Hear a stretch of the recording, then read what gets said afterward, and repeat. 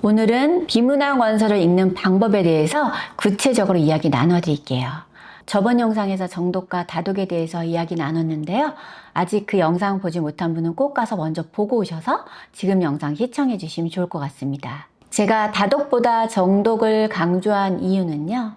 깊이 있게 내용을 이해하고 완전히 나의 지식이 돼서 우리 아이가 차곡차곡 우리 뇌 저장 창고에 쌓아놨다가 필요할 때 꺼내서 사용할 수 있게 됩니다. 만약에 아이가 수박 겉핥기식으로 대충대충 급하게 책을 읽는다면 생각하면서 차분하게 읽는 것이 좋다고 꼭 이야기해 주세요. 양보다는 질에 집중하자. 우리 아이가 두 권의 책을 대충 읽는 것보다는 한 권의 책이라도 깊이 있게 꼼꼼하게 꼭꼭 씹어서 소화시키는 것이 가장 중요합니다. 한글 책도 문학과 비문학으로 나뉘듯이 영어도 픽션과 논픽션으로 나뉩니다. 픽션은 픽처북, 리더스북, 얼리 챕터북, 챕터북, 소설, 작가의 상상에 의해서 만들어진 창의적인 글입니다. 그래서 앞뒤 문맥으로 아이들이 유추해서 내용을 파악할 수 있습니다. 스토리북은 우리 아이의 영어 내공이 차곡차곡 쌓여서 어휘가 잘 확장됐다면 앞뒤 문맥으로 유추해서 설령 문장에서 모르는 단어가 있더라도 의미를 이해할 수 있습니다. 넌픽션은 영자신문, 잡지, 백과사전, 위인전 등 세상이 돌아가는 이야기와 고급 어휘를 확장할 수 있는 수준 높은 이야기들로 구성되어 있습니다. 하지만 넌픽션은 어떤 단어를 모른다면 그 문장 자체를 이해하기 힘듭니다. 그래서 특히 넌픽션은 정독을 해야 합니다. 정독을 하는 방법은 우리 아이가 모르는 단어가 있다면 사전에서 먼저 찾아서 그 뜻이 무엇인지 알고 또 단어장을 만들어서 꼼꼼하게 챙긴 이후에 다시 집중 듣기 하는 걸 추천드립니다. 물론 모든 단어를 다 찾으라고 하는 것은 아니고요. 알 수 있는 평이한 단어들은 넘어가고 정말 이 단어를 모르겠다, 수준이 굉장히 높다, 그럼 그 단어를 찾아서 단어의 뜻을 알아야지만 전체적인 문장의 의미를 이해하고 온전히 나의 지식과 상식으로 쌓여지기 때문에 꼭 단어 찾기를 함께 병행해 주셔야 합니다.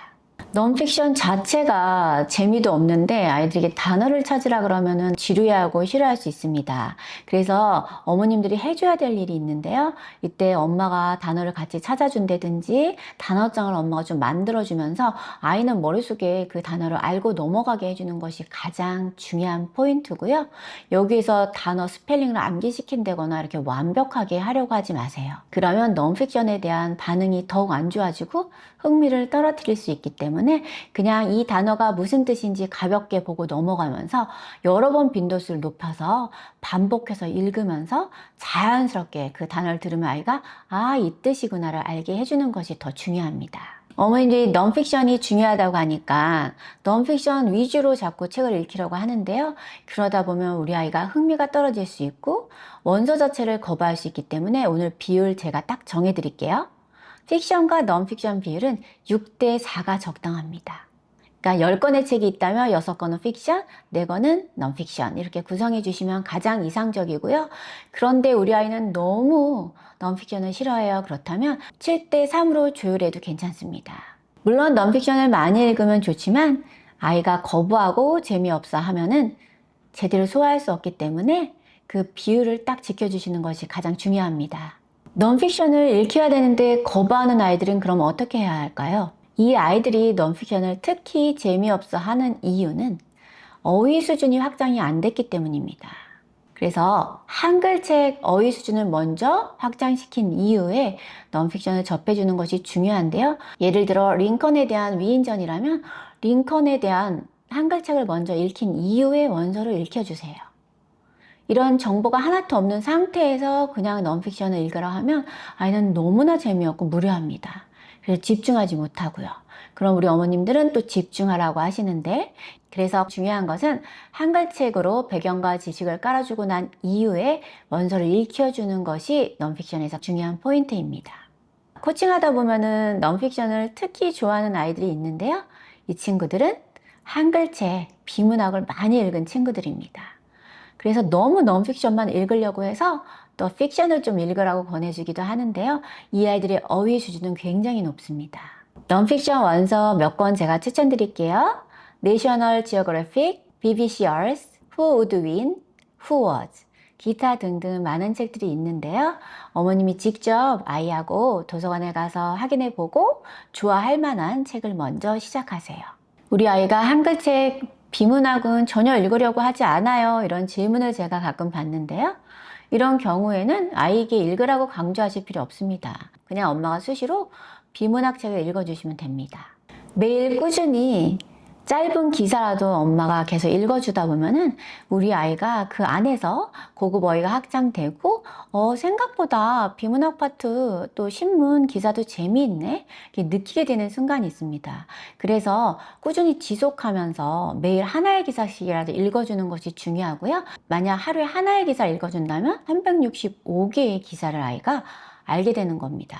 만약 2개씩 읽어준다면 1년만 꾸준히 진행하더라도 700개 이상 시사 상식적인 기사를 접하게 되고 그 아이가 차곡차곡 1년, 2년 시간이 지나다 보면은 비문학에 대한 어떤 정보라든지 그 다음에 감정이 좋아질 수 있습니다. 그래서 억지로 아이에게 비문학을 읽히려고 하지 말고 엄마가 직접 읽어주는 것이 중요합니다. 고학년이 되면 줄글책이 너무 길어지고 아이가 수준이 높아져서 신문 기사라든지 잡지에서 나온 중요한 내용들을 좀 발췌해서 읽어줬는데요. 그렇게 단연간 지속하다 보니까 비문학 지문에 대한 이해도라든지 관심이 지속될 수 있었고 교과서 이해라든지 고등학교에 가서 영어 실력뿐만이 아니라 국어 지문을 읽는 속도라든지 이해도가 굉장히 높았습니다. 픽션과 넌픽션의 비율 기억해 주시고 잘 적용해 주세요. 그리고 우리 아이가 배경 지식이 탄탄해야지만 한글책 이해라든지 원서의 이해도가 높아지기 때문에 비문학과 넌픽션 오늘부터 꼭 실천해 주세요. 원서를 좋아하고 즐기는 아이, 국내 국외를 넘나드는 글로벌 인재로 성장할 수 있다는 큰 그림을 그리세요. 그 꿈은 반드시 이루어질 수 있습니다. You got me shaking, yeah, I feel